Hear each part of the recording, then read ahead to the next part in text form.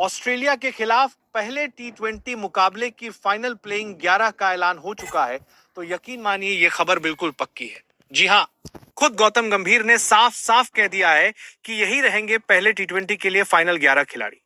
अब आप सोच रहे होंगे कि आखिर ये मुकाबला कब और कहां खेला जाएगा, तो बस सुनिए ध्यान से, क्योंकि अब क्रिकेट का असली रोमांच शुरू होने वाला है। अब 5 टी20 मुकाबलों की सीरीज शुरू होने जा रही है और ये सीरीज भारत के लिए बेहद अहम मानी जा रही है। अब सबसे पहले बात करते हैं कि ये मैच कब, कहां और कैसे खेले जाएंगे। ओडीआई सीरीज 25 अक्टूबर को खत्म हो चुकी थी और भारत ने आखिरी मैच तो जीता, लेकिन पूरी सीरीज ऑस्ट्रेलिया के नाम रही। अब समय है बदला लेने का और वो बदला टी20 फॉर्मेट में मिलेगा। पहला टी20 मुकाबला खेला जाएगा 29 अक्टूबर को बुधवार के दिन ऑस्ट्रेलिया की राजधानी कैनबेरा के मनुका ओवल मैदान में। अब आते हैं सबसे महत्वपूर्ण बात पर कि आखिरकार कौन होंगे वो 11 खिलाड़ी जो ऑस्ट्रेलिया की धरती पर उतरकर भारत को जीत दिलाने वाले। सबसे पहले नाम आता है टीम के उपकप्तान शुभमन गिल का। अभी ये टेस्ट और ओडीआई दोनों में कप्तानी की रेस में है और धीरे धीरे खुद को लीडर के तौर पर साबित भी कर रहे हैं। भले ही टी20 फॉर्मेट में गिल का रिकॉर्ड बहुत बड़ा ना रहा हो, लेकिन आईपीएल में उनका प्रदर्शन लाजवाब रहा है, इसलिए गिल को प्लेइंग 11 में जगह मिलना तय माना जा रहा है। अब बात करते हैं कप्तान सूर्य कुमार यादव की। सूर्य कुमार टी20 फॉर्मेट के सबसे भरोसेमंद और खतरनाक बल्लेबाजों में से एक हैं। उनकी बल्लेबाजी का स्टाइल अलग है और उनका इरादा हमेशा अटैक करने का रहता है। जब वो फॉर्म में होते हैं तो किसी भी गेंदबाज के लिए सिरदर्द बन जाते हैं। कप्तान के तौर पर उनका अनुभव और एग्रेसिव अप्रोच भारत के लिए बड़ा प्लस पॉइंट साबित होगा। अब मिडिल ऑर्डर में दो नाम बेहद खास हैं, अभिषेक शर्मा और तिलक वर्मा। अभिषेक शर्मा ने एशिया कप में पाकिस्तान के खिलाफ अपनी विस्फोटक बल्लेबाजी से सबका दिल जीत लिया था।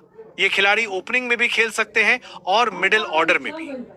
वहीं तिलक वर्मा का आत्मविश्वास और दबाव में खेल दिखाने की क्षमता उन्हें इस टीम का मजबूत स्तंभ बनाती है।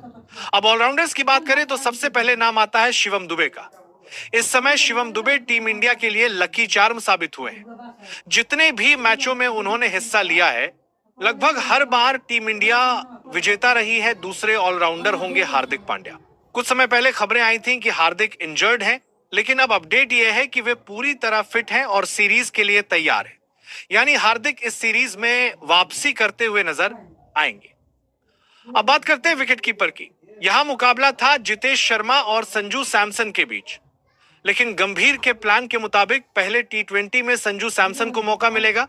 संजू एक अनुभवी बल्लेबाज हैं और उनकी स्टाइलिश शॉट्स और कूल स्वभाव उन्हें बाकी से अलग बनाता है। अब स्पिन विभाग में आते हैं अक्षर पटेल।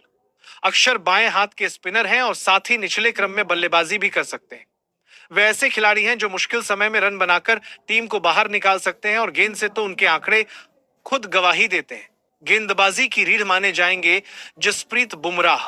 नाम सुनते ही बल्लेबाजों के माथे पर पसीना आ जाता है। ऑस्ट्रेलिया की उछाल भरी पिचों पर बुमराह की यॉर्कर और ऑफ कटर का जवाब किसी के पास नहीं होता। उनके साथ नई गेंद संभालेंगे अर्शदीप सिंह, जो शुरुआती ओवरों में स्विंग और डेथ ओवरों में सटीक यॉर्कर फेंकने के लिए जाने जाते हैं।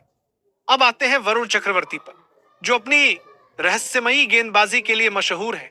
उनका वेरिएशन ऑस्ट्रेलियाई बल्लेबाजों को उलझा सकता है। हालांकि कुलदीप यादव का नाम भी चर्चा में था, लेकिन फिलहाल वरुण को प्राथमिकता दी गई है। अगर वरुण फ्लॉप हुए तो कुलदीप को मौका मिल सकता है। अब एक और नाम है हर्षित राणा का। ये खिलाड़ी हाल के आईपीएल में शानदार प्रदर्शन कर चुके हैं और गंभीर की निगाहें इन पर है, लेकिन फिलहाल इन्हें 12वें खिलाड़ी के रूप में टीम के साथ रखा जाएगा ताकि जरूरत पड़ने पर तुरंत मैदान में उतारा जा सके। तो फाइनल प्लेइंग 11 कुछ इस प्रकार बनती है। शुभमन गिल, अभिषेक शर्मा, सूर्य कुमार यादव कप्तान, तिलक वर्मा, शिवम दुबे, हार्दिक पांड्या, संजू सैमसन विकेटकीपर, अक्षर पटेल, जसप्रीत बुमराह, अर्शदीप सिंह और वरुण चक्रवर्ती।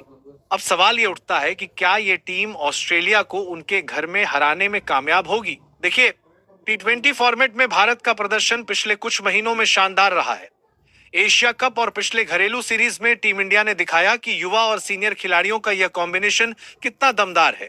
सूर्य कुमार यादव की कप्तानी में टीम ने एक नया आत्मविश्वास पाया है। शिवम दुबे की बात करें तो एक दिलचस्प आंकड़ा है कि जब जब उन्होंने टीम इंडिया के लिए टी20 खेला है और तब तब भारत को हार का सामना नहीं करना पड़ा। यानी ये खिलाड़ी मैदान में उतरते हैं तो जीत अपने आप साथ चली आती है। अब देखना होगा कि क्या इस बार भी शिवम दुबे का भाग्य टीम इंडिया के काम आता है। टीम इंडिया की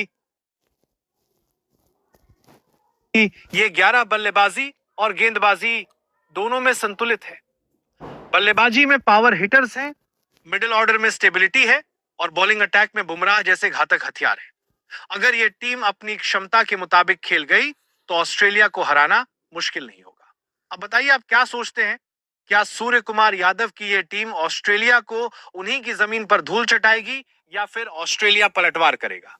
अपनी राय जरूर दीजिए।